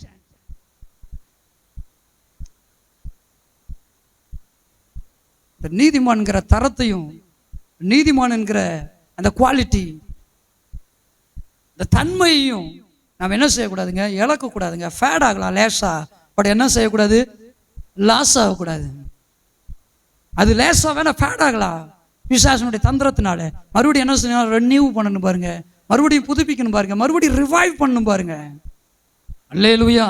இப்போ நீதிமான்கள் என்பது யாருக்கு சமம் என்றால் ஒரு அக்னி தழலுக்கு சமம், அக்னிக்கு சமம். எப்படிப்பட்ட அக்னி? நம்முடைய தேவன் எப்படிப்பட்டவராக இருக்கிறார்? பட்சிக்கிற அக்னியா இருக்கிறார். நாம் எப்படிப்பட்டவங்களா இருக்கிறோம்? நீதிமான் நாமளும் எப்படி தாங்க இருக்கணும்? ஒரு அக்னிக்கு தான் சமமாக தாங்க இருக்கணும். வேத புஸ்தகத்தில் தான் நான் அடிக்கடி ஃபஸ்ட்டு சொல்லும் போது அதிகமாக நான் சொல்லுவேன் பாருங்க. சமீப வருடங்களை நான் சொல்றதில்ல. ஒரு தீ, அதாவது பேர்னிங் ஹோல்ஸ், எரிந்து கொண்டிருக்க அந்த கட்டகை இருக்கு பாருங்க. அது எப்படி சொல்லுவாங்கன்னா, எப்படி சொல்லுவாங்க வழக்கு சொல்ல? Fire brands. கறிக்கட்டை, தணல், அடுத்து முக்கியமானது ஃபயரிங். கங்குன்னு சொல்றோம் இல்லையா? இந்த காங்கை அப்படின்னு சொல்லுவாங்களே, இந்த கங்கு நல்ல ஒரு ஃபர்னேஷிங் கங்கு அப்படின்னு சொல்லலாம். அது பேர்னிங் கோல்ஸ் அப்படின்னு சொல்லலாம். நல்ல இந்த எரிகிற கங்கா இருக்கு பாருங்க. அது ஒரு 10-15 கங்கு கிடக்கும்போது ஒரு கறிக்கட்டை பீஸை தூக்கி அப்படி உள்ள போட்டால் என்ன செய்யும்? என்ன செய்யுங்க? கறிக்கட்டை என்ன செய்யுங்க? அப்போ பாருங்க, ஒரு சார்கோல், ஒரு சாதாரண கறிக்கட்டை, ஒரு ஃபயரிங் பிராண்ட், ஒரு நல்ல கொல்லி மாறிடும் பாருங்க. நீதிமான்களுடைய சபைன்றது அதுதான். நாம நல்ல ஃபயராக இருந்தோம்னு வச்சுக்கோங்களேன், நாம நல்லா எரிந்து ஜொலிக்கிறவர்களாக இருந்தாலும் சரிமே, இந்த அவிசுவாசி, அற்ப விசுவாசி, சந்தேக பரவி, போட்டு கொடுக்கறது, இழுத்து விடுறது, இது பூரா என்ன செஞ்சிருங்க? மாற ஆரம்பிச்சிருப்பாருங்க. பட் நம்ம சபையில் இது குறைவாக இருக்கிறதுனால தான் அது அங்கங்கே என்ன செய்யுது? வேற மாதிரி மாறுது. போட்டும் கொஞ்சம் கவனிங்க. நாம் எப்படிப்பட்டவர்களாக இருக்க வேண்டும்? நான் இப்பொழுது உதாரணத்துக்கு சொன்னது போல எரிகிற அக்னியை போல இருக்கணுங்க. நம்ம எப்படிப்பட்டவங்களா இருக்கணும்? எரிக்க அக்னியை போல. ஏன் மோசைக்கிட்ட ஆண்டவர் பார்க்கும்போது அவர் அக்னியை தன்னை வெளிப்படுத்துறாரு? ஏன் தன்னுடைய மிஷனுக்காக, தன்னுடைய அந்த அப்போஸ்தல ஊழியத்திற்காக அவர்களை அனுப்பும்போது கர்த்தர் அக்னியா இறங்கி வர்றாரு. நான் அக்னி நீயும் அதே போல மாறுன்னு ஆண்டவர் சொல்றாரு. அல்லேலூயா. நான் பட்சிக்கிற அக்னின்னா என்ன போலவே நீ மாறு. நான் எப்படி அன்புள்ளவராக இருக்கிறேன் அது போல நீ அன்புள்ளவராக இருக்கிறோ. நான் அக்னியா இருக்கேன், நீ அக்னியா மாறு. நீதிமான்களாகிய நாம் இன்னைக்கு எப்படி இருக்கிறோம்? நீங்கள் அடுப்பின் அடியிலே கடந்தவர்களாக இருந்தார். புறா சிறகுகளை போல. புறா சிறகை பார்த்துருக்கீங்களா? புறா சிறகுகளை எத்தனை பேர் பார்த்துருக்கீங்க? அது எப்படிப்பட்டதாங்க? வெள்ளியால் அலங்கரிக்கப்பட்ட புறா சிறகுகளை போல நம்ம அடுப்பின் அடியில் கடந்தாலும் உலகத்தின் பார்வையில் நம்மளை பார்த்து என்ன சொல்லுவான்? கரிக்கட்டைன்னு சொல்லுவான். ஏன் தெரியுமா? நான் அவனை சுடுறது இல்லை. ஏன் நம்மளை பார்த்து கரிக்கட்டைன்னு சொல்றான்? சங்கீதக்காரன் ஏன் நம்மளை பார்த்து நீங்க அடுப்பின் அடியில கடந்தாலும், அதாவது பேச்சு வழக்கில் சொல்றேன், நீங்க கரிக்கட்டையா கடந்தாலும் அவருடைய பார்வையில நீங்க எப்படி இருக்கிறீங்க? புறாச்சிறகளை போல, வெள்ளியால் அலங்கரிக்கப்பட்ட புறாச்சிறகளை போல இருக்கீங்க. இந்த உலகம் நம்மளை ஏன் பார்த்து இது ஒண்ணுக்கு உதவாத சரங்குது, கரிக்கட்டை மாதிரி கிடக்கு அப்படின்னு சொல்லுது? நம்ம அவனை சுடுறது இல்லைங்க, நம்ம அவனை காயப்படுத்துறது கிடையாது. அதனால தான் நம்மளை பார்த்து அவன் என்ன செஞ்சுட்டு போறான்? கரிக்கட்டைன்னு சொல்லிட்டு போறான். ஆனால் நம்முடைய வேல்யூ யாருக்கு மாத்திரம் தெரியுமா? நம்மை படைத்த பராபரனுக்கு மாத்திரம் தான் தெரியும். நம்முடைய வேல்யூ எப்படிப்பட்டது என்பதை அவர் மாத்திரம் தான் அழிந்திருக்கிறாரு. அவர் என்ன செய்கிறார்? நம்ம இந்த உலகத்தின் பார்வையில கரிக்கட்டையை போல கிடைக்கிற, அடுப்பின் அடியில கிடக்கிற நம்மை கர்த்தர் என்ன செய்கிறார் என்றால் எடுத்து பயன்படுத்த ஆரம்பிக்கிறார். நீதிமான்களுடைய சங்கத்தில் சேர்க்கிறார். நம்மை அவருடைய வார்த்தையின்படியே அக்னி சூளைகளாக, கொள்ளிகளாக மாற்றுகிறார். அல்லேலூயா, அல்லேலூயா. நம்ம கர்த்தர் எப்படி மாற்றுகிறாருங்க? அக்னி தழலாக, அக்னி சூளைகளாக, அக்னி கொள்ளிகளாக கர்த்தர் நம்மை மாற்றுகிறார். பாருங்க, இன்னைக்கு நாம் யாருக்கு பிரயோஜனப்படுகிறோம்? உலகத்திற்கு நாம் எப்படிப்பட்டவங்க? Charcoal. But to a believer நம்ம எப்படிப்பட்டவங்களா இருக்கிறோம்? Firebrands. அக்னி தழல், அக்னி கொள்ளிகளை போல இருக்கிறோம். சத்துரு இதை தான் பார்க்குறா.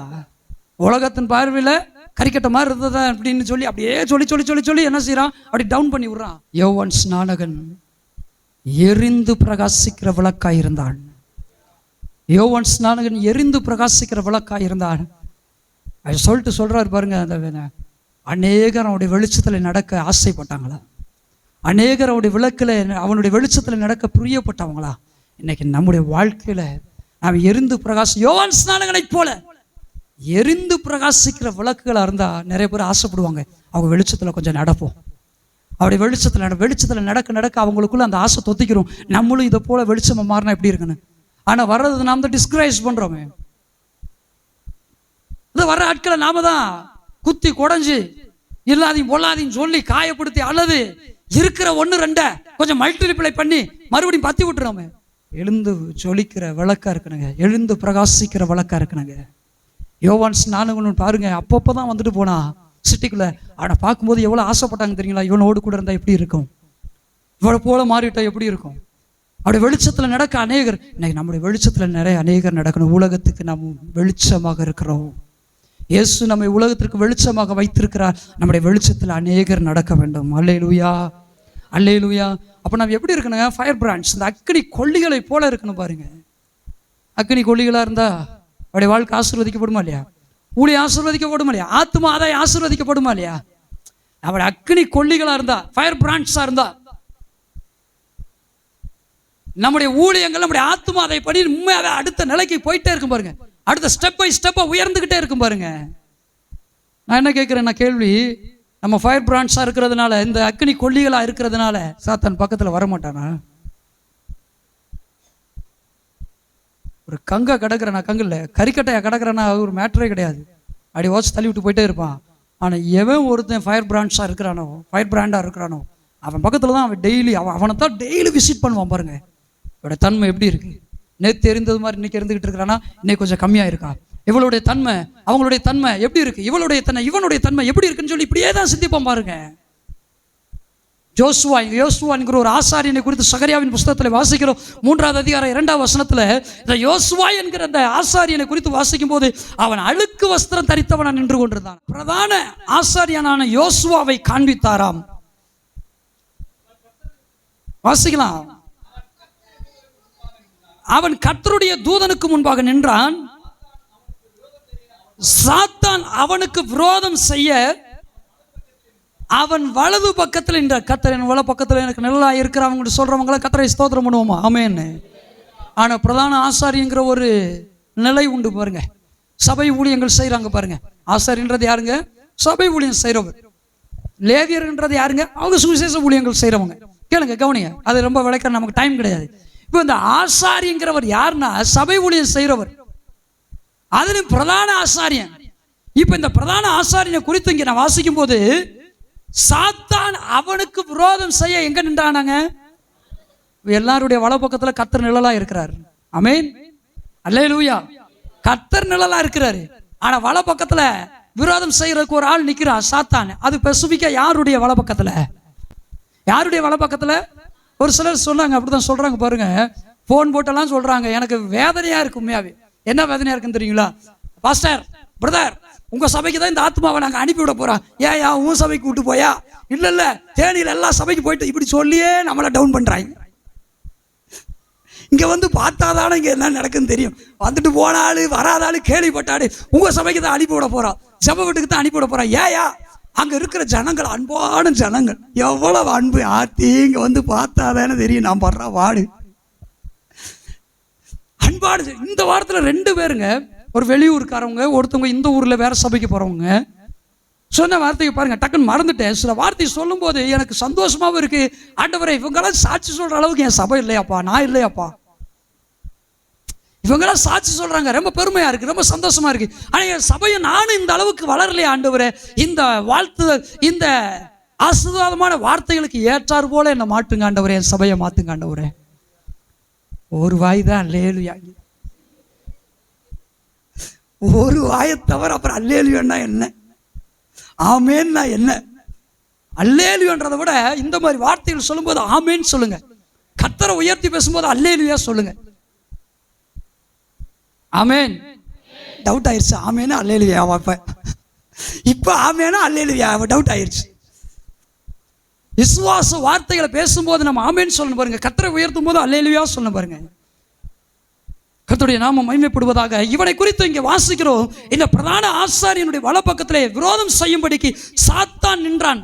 அவருடைய வலப்பக்கத்தில் நின்ற சாத்தான் அவனை குற்றப்படுத்தி கொண்டே இருக்கிறான். கர்த்தர் பார்க்கிறார். கர்த்தர் சாத்தானை நோக்கி, கர்த்தர் உன்னை கடிந்து கொள்வாராக. சாத்தானே, எருசலேமை தெரிந்து கொண்ட கர்த்தர் உன்னை என்ன செய்வாராக? எருசலேமை தெரிந்து கொண்ட கர்த்தர் என்ன அர்த்தம்?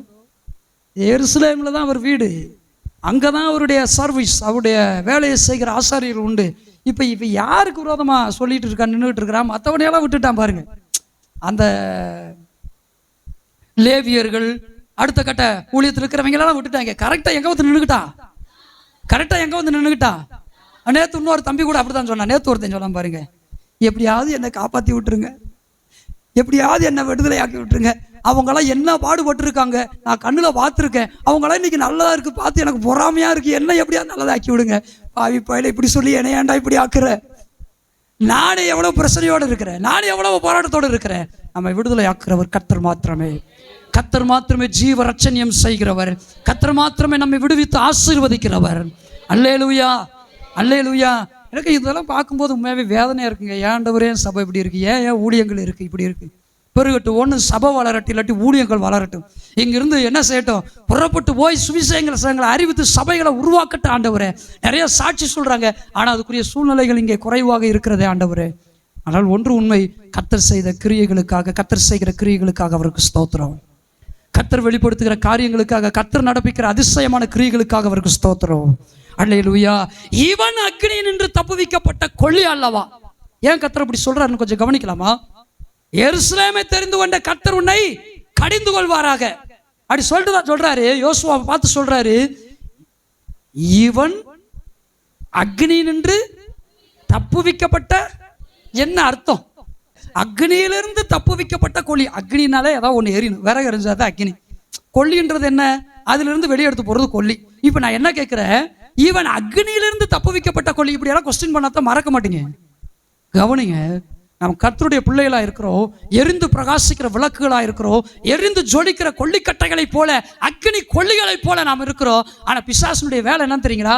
நம்மை அணைத்து போடுவதற்கு, நம்மை நிர்மூலமாக்குவதற்கு அவன் என்ன செய்வானா, அவனுடைய பாணியிலே கிரியை செய்வான். கர்த்தர் எதை செய்கிறாரோ அதை மாற்றி அப்படி நேரெதிரா அதே மாதிரி செய்வான் பாரு. கர்த்தர் என்ன செய்கிறாரோ அதே மாதிரி இருக்கும். அப்படி நேர ஆப்போசிட்டாக இருக்கும். வழி ஒரே மாதிரி இருக்கும், வார்த்தை ஒரே மாதிரி இருக்கும், கிரியை ஒரே மாதிரி இருக்கும். ஆனால் ரிசல்ட் பார்த்தீங்கன்னா completely opposite, completely upside down, முழுவதும் தலைகளாக தான் இருக்கு. பாருங்க எப்படி சொல்லலாம். இல்லை தோசை சுடுறீங்க, தோசை சுடுறதுக்கு என்ன செய்வீங்க? சிம்மில் வச்சு தானக்கா சுடுவீங்க.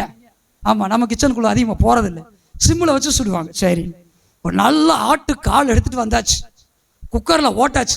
சிம்மில் வச்சா கொதிக்குமா, சூடாகுமா?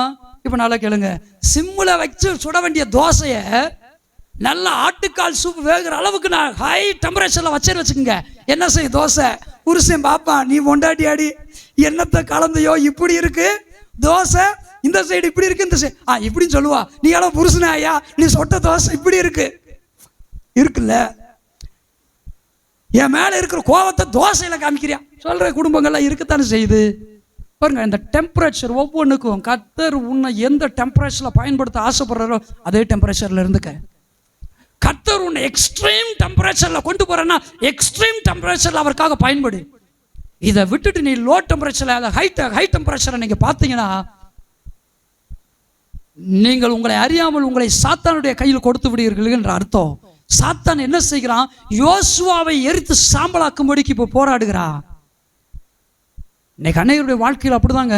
நிறைய பேர் அக்னியா பிரகாசிக்கிறாங்க, அக்னி புலம்புகளா இருக்கிறாங்க, அக்னி கொல்லிகளா இருக்கிறாங்க. ஆனா மிஸ்கைட் பண்றதுக்கு வருகிற அந்த அசுத்தாவிக்கு இடம் கொடுக்கறதுனால தான் அவன் பிரசங்கம் டேன் ஆகுது.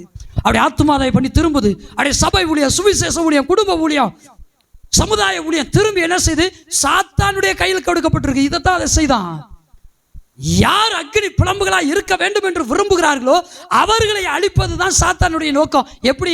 இவன் தண்ணியா போய் தண்ணீர் வெள்ளங்களும் அழிக்காது. அதனால என்ன செய்வோம்? லோ டெம்பரேச்சரா இருக்கிறவன ஹை டெம்பரேச்சர் ஆக்கி விட்டுருவோம். எப்படி லோ டெம்பரேச்சர்ல எரியற ஆள ஹை டெம்பரேச்சர் ஆக்கி விட்டுறது. எப்படி? ஒரு நல்ல ஒரு பாட்டு படிப்பார், சூப்பர் ஆயிரும், பயங்கர ஃபேமஸ் ஆயிரும். அவருக்கு ஆழமான சத்தியமும் தெரியாது, ஒன்றும் தெரியாது. அவர் அனுபவத்தை பாடலை எழுதியிருப்பாரு. இவரை கொண்டு போய் எங்க நிப்பாட்டுறதுங்க? 1000 பாஸ்டர்மாருக்கு மத்தியில் போய் நிப்பாட்டி பிரசங்கம் பண்ணுங்க ஐயா, உங்க பாட்டு தான் இன்னைக்கு இந்தியாவையே கலக்கிட்டு இருக்கு. 1000 பாஸ்டர்மார்கள்ல வந்தது பூரா திரும்பி போகும்போது 1000 அரையா போகும், அரை குறையா போகும். லோ யாரெல்லாம் கவனிக்கிறீங்க? பாட்டு பயங்கர பிரசன்ஸா இருக்கும், 4 பேருக்கு பிசாசு போயிருக்கும், 4 நோய் குணமாயிருக்கும், 4 பேர் உற்சாகம் அடைந்திருப்பாங்க. பாடல் அவ்வளோ அற்புதமான ஒரு பலனை கொடுத்துருக்கும். கொண்டு போய் நேரம் எங்கே நடத்திடுவாங்க? 100 பாஸ்டர்மார்கள் இருக்கிற இடத்துல போய் நிப்பாட்டி பிரசங்கம் பண்ணுங்கய்யா. உங்கள் பாடல் எவ்வளோ ஒரு எழுப்புதலை கொண்டு வந்து. அவருக்கு ஆழமான சத்தியமும் தெரியாது, ஒன்றும் தெரியாது. வார்த்தையை என்ன செய்வார்? அவருக்கு தெரிஞ்சதோட மிக்ஸ் பண்ணி அடிச்சுட்டு போயிடுவார். வந்தது முழுசாக வந்தது அரை குறையாக போகும்.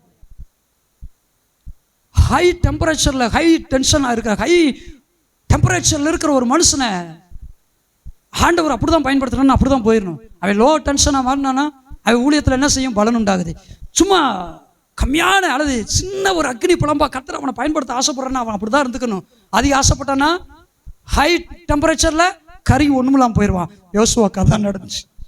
அப்படியே வலை பக்கத்தில் வந்து நின்னா, தீமை செய்ய விரோதம் செய்ய நின்னா, அவன் வஸ்திரம் அழுக்கா இருக்குன்னு குற்றப்படுத்தினா, அவன் வஸ்திரம் பாரு எவ்வளவு ஃபில்த்தியா இருக்கு, எவ்வளவு அபாமினபிளா இருக்கு அப்படின்னாலாம் அவன் என்ன செய்தான்? குற்றப்படுத்தினா. கர்த்தர் இப்ப பார்த்தாரு, நான் அபிஷேகம் பண்ணவன். அவன் அழுக்கான வஸ்திரம் தரிந்தாலும் நான் அபிஷேகம் பண்ணுவேன். அவன் அழுக்கையும் ஊத்தையும் நீக்கி போடுகிறவர் நான், அவனை சுத்தமாக்குகிறவர் நான், அவனை பயன்படுத்துகிறவர் நான். நீ அக்னியிலே அழித்து போட வேண்டும் என்று விருப்பப்படுகிற உன்னை நான் வெட்கப்படுத்தும்படி அவனை என்ன செய்வேன்? அவனை அக்னியிலிருந்து வெளியே எடுப்பேன், அக்னி கொல்லியாக பயன்படுத்துவேன். அக்னி கொல்லி என்ன செய்யும்? அது அநேகரை உயிர் பெறச் செய்யும், அநேகரை எழுப்பிவிடும், அநேகரை உயிர் மீட்சி அடைய செய்யும், அநேகரை அக்னி பிளப்புகளமாக்கும். எந்த யோசுவாவை அழிக்கும்படி சாத்தான் போராடினானோ அதே யோசுவாவை அக்னியிலிருந்து கர்த்தர் கொல்லியாக வெளியே எடுத்து அநேகருடைய உள்ளங்களை எழுப்புகிறார். அநேக உள்ளங்களை இங்கேயும் எழுப்ப வல்லவராக இருக்கிறார். இங்கே அழித்து போடும்படி போராடுகிற சாத்தானை வெட்கப்படுத்துவதற்காக அக்னியிலிருந்து தப்புவிக்கப்பட்ட பொல்லிகளாக, அக்னி கொல்லிகளாக நம்ம எடுத்து இந்த தேசத்திலே குளிராய் கிடக்கிற மதமதுப்பிலே கிடக்கிற ஒவ்வொருவரின் தீயாக மாற்றுவார். God will stir up many hearts by a small firebrand. தேவன் அநேக குளிராய் கிடக்கிற வதுவதுப்பாய் கிடக்கிற சபைகளை, மக்களை ஸ்டிரப் உயிர் மீட்சி அடைய செய்ய, அவர்களை உற்சாகப்படுத்த கர்த்தர் நம்மை பயன்படுத்துவார். சாத்தான் நம்ம என்ன செய்யலாம்? அக்னியில அழித்து போடும்படி போடலாம். ஆனா கர்த்தர் இந்த கொல்லிக்கட்டையா இருக்கிற நம்ம எடுத்து கீழே போட்டு அணைஞ்சுவோன்னு சொல்லல. இந்த தீயில அழிஞ்சுக்கிட்டு இருந்த இந்த யோசுவாவை கர்த்தர் என்ன செய்யறாருன்னா அக்னியிலிருந்து காப்பாற்றி கொல்லிக்கட்டையா எடுத்திருக்கிறார். நீங்க சொல்லுவீங்களே, ஒரு காலத்துல நான் எப்படியெல்லாம் இருந்தேன், எப்படியெல்லாம் பாடினேன், எப்படியெல்லாம் ஜோம் பண்ணேன், எப்படியெல்லாம் பிரசங்கம் பண்ணேன், எப்படியெல்லாம் ஊழியம் செஞ்சேன், இன்னைக்கு இல்லையே நான் தனிமையில கிடக்கிறேனே, நான் இப்படி கிடக்கிறேனே. கர்த்தர் அதிலிருந்து உன்னை எடுத்தது காரணமே உன்னுடைய மால் பிராக்டிஸ்னால, உடைய தவறான எண்ணங்கள்னால அந்த ஊழியத்தில் அழிஞ்சிடக்கூடாதுன்றதுக்காக உன்னை தனியாக பிரிச்சு எடுத்திருக்கிறார். சாத்தானுடைய கையிலிருந்து பிரிச்சு எடுத்திருக்கிறார். இப்பொழுது அவருடைய கரத்துல நீங்களும் நானும் எப்படி இருக்கிறோம் என்றால் அக்னி கொல்லிகளாக இருக்கிறோம். தனியாக அவிழ்ந்து போவதற்காக அல்ல, அநேக உள்ளங்களை ஸ்டிர் அப் பண்ணுவதற்காக, அநேக உள்ளங்களை தட்டி எழுப்புவதற்காக கர்த்தர் நம்மை வேறுபிடித்திருக்கிறார். உலகத்திலிருந்தும் சபைகளிலிருந்தும் சமுதாயங்களிலிருந்து வேறுபிடித்து அக்னி கொல்லிகளாக வைத்திருக்கிறார். காலம் வரும், நிச்சயமா இந்த ஜெப வீடு பயன்படும். நிச்சயமா இங்க இருக்கிற மக்கள் கர்த்தருக்காக பயன்படுவார்கள். சாத்தான் ஏமாத்திரம், வெள்ளம் ஏமாத்திரம், அக்னி ஏமாத்திரம். அக்னி கொல்லிகள் எழும்பும், தேசத்தை கலக்கும், இந்தியாவை கலக்கும், உலகத்தை கலக்கும். கர்த்தருடைய ஆவியானவர் இதை சொல்லுகிறார். இது ஏற்ற காலத்தில் நடக்கும் என்று பரிசுத்த ஆவியானவர் பேசுகிறார். பரிசுத்த ஆவியானவர் இதை செய்வார். பரிசுத்த ஆவியானவர் இதை செய்வார். பரிசுத்த ஆவியானவர் இதை நிறைவேற்றுவார். பரிசுத்த ஆவியானவர் நிச்சயம் இதை செய்து நிறைவேற்றுவார். இதை செய்வார் என்று கர்த்தருக்கு முன்பாக நிற்கிற நான் அவருடைய நாமத்தினாலே சொல்லுகிறேன். கர்த்தருக்கு முன்பாக நிற்கிற நாம் தைரியமாக சொல்ல முடியும், இதை நிச்சயமாக செய்வார். நாம் அக்னியிலிருந்து தப்புவிக்கப்பட்ட கொல்லிகளாக இருக்கிறோம். அவிழ்ந்து போவதற்காக அல்ல, அநேகரை அனலாக மாற்றுவதற்காக, அநேக சபைகளை அனலாக மாற்றுவதற்காக. கரங்களை தட்டி கர்த்தரை ஸ்தோத்திரம் பண்ணுவோமா? ஏசப்பா, ஏசப்பா எங்களை மாற்றுங்க. சபையிலிருந்து, பிள்ளையிலிருந்து, சமுதாயத்திலிருந்து, சபைகளிலிருந்து கூட எங்களை பிரித்து கொண்டு வந்ததுடைய நோக்கம் இச்சபையிலே நிறைவேறட்டும். இயேசுவின் நாமத்தினாலே, இயேசுவின் நாமத்தினாலே நிறைவேறுவதாக. ஓ உமக்கு நன்றி ஆண்டவரே, நன்றி ஆண்டவரே, நன்றி ஆண்டவரே, நன்றி ஆண்டவரே. ஸ்தோத்திரம், ஸ்தோத்திரம், ஸ்தோத்திரம், ஸ்தோத்திரம், ஸ்தோத்திரம், ஸ்தோத்திரம், ஸ்தோத்திரம், ஸ்தோத்திரம், ஸ்தோத்திரம், ஸ்தோத்திரம்.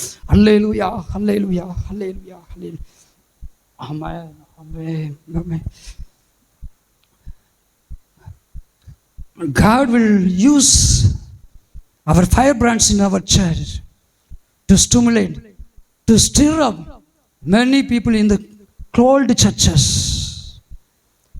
குளிர்ந்து கிடக்கிற சபைகளுக்குள்ளாக கிடக்கிற அநேகரை உயிர் மிச்சு அடைய செய்யும்படி தான் கர்த்தர் இங்கே இருக்கிற அநேகரை கொல்லிகளாக பயன்படுத்துவார்.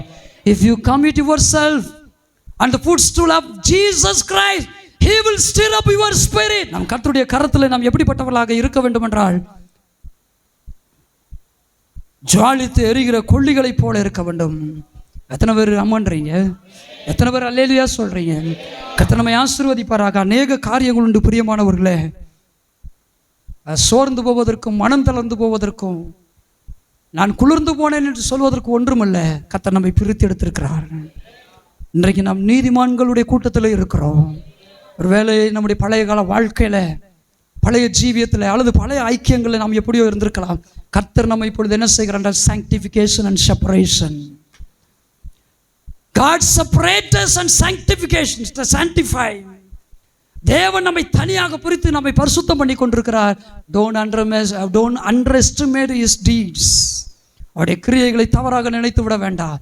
நீங்கள் நடப்பதற்கு, நீங்கள் கலங்குவதற்கு ஒன்றும் இல்லை. கர்த்தர் பிரித்து எடுக்கிறார் என்றால், கர்த்தர் கொண்டு வந்திருக்கிறார் என்றால், என்னை பிரித்த ஆண்டவர் உயிரோடு இருக்கிறார்.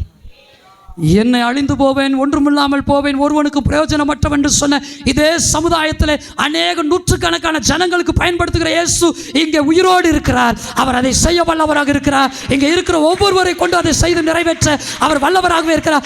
என்னை ஆட்கொண்டவர் உயிருள்ளவரானால் உங்களை அதை செய்ய வைப்பார். உங்களை கொண்டு அநேக உள்ளங்களை எழுப்புவார். அநேகரை உங்களை கொண்டு உற்சாகப்படுத்துவார். அநேக உள்ளங்கள் உங்களால் உயிர் மீட்சி அடையும். விசுவாசிக்கிறவனுக்கு எல்லாம் கூடும். விசுவாசிக்கிற குடும்பங்கள் பிரகாசிக்கும். விசுவாசிக்கிற இருதயங்கள் எரிந்து ஜொலிக்கும். ஆரம்பத்தில் கர்த்தருடைய ஆவியானவர் நமக்கு கொடுத்திருக்கிற எல்லாவற்றையும் ஒரு நூலாகிலும் விழுந்து போக விட மாட்டார். அல்லேலூயா, அல்லேலூயா. கர்த்தருடைய கரத்தில் நாம் இருக்கிறோம். எந்த அக்னி நம்மை அழித்து போடும் என்று பயப்பட்டோமோ, எந்த ஊழியத்தினால், எந்த சபையினால், எந்த ஊழியர்களால் நான் அழிந்து விடுவேன் என்று சொன்னமோ, அவ்விடத்திலிருந்து நம்மை கொல்லிகளை போல எடுத்திருக்கிறார். நிச்சயமாக அவருடைய கரத்தில் நான் கண்களை மூடி எல்லாரும் ஒரு சொல்லுவோமா? நான் நம்முடைய கரத்தில் கொல்லியாக இருக்கிறேன் ஆண்டவரே, தீ கொல்லியாக, அக்னியின் கொல்லியாக இருக்கிறேன்.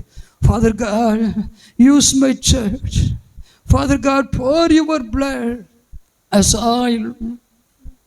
Stir up our church. Father God, this is your church. Redeem this church you by your precious blood. I remember your anointing. We remember your call.